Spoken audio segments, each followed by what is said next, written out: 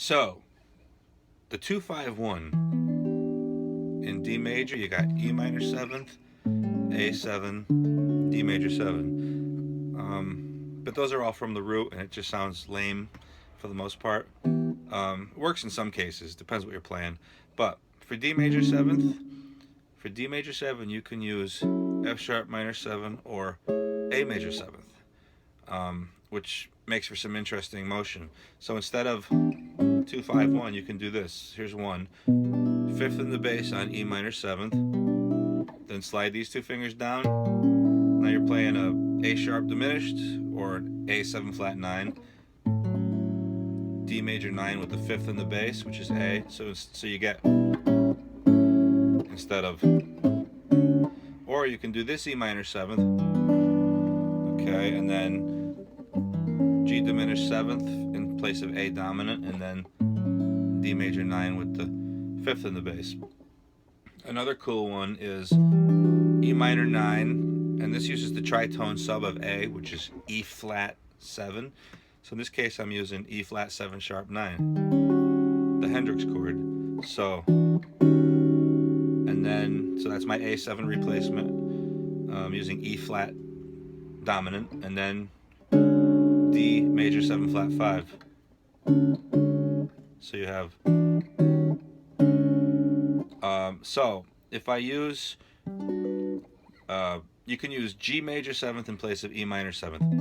You just go up a minor third, and that major chord is a replacement.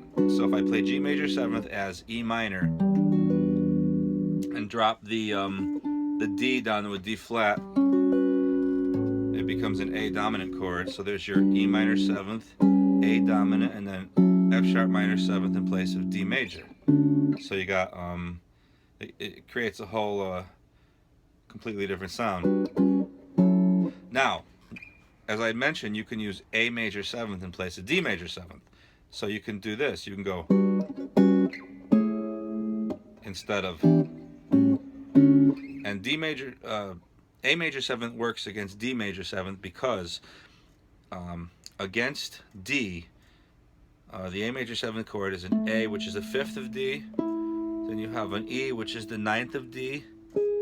You have a flat 5 of D, which is the G sharp, because A would be the fifth of D. So, and then you have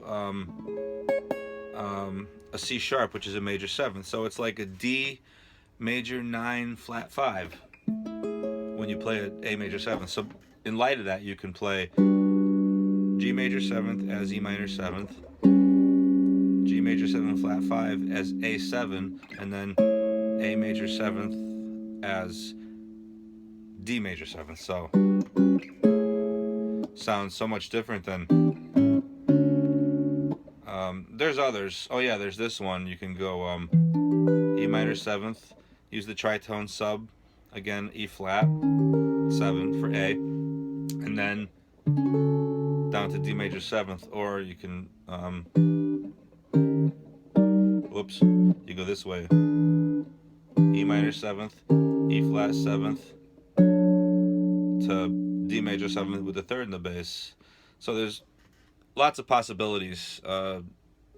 It doesn't follow any pattern. I'm just using the chord shapes and the logic of what notes are where. You know, being aware of which notes are in the bass and being able to move them around.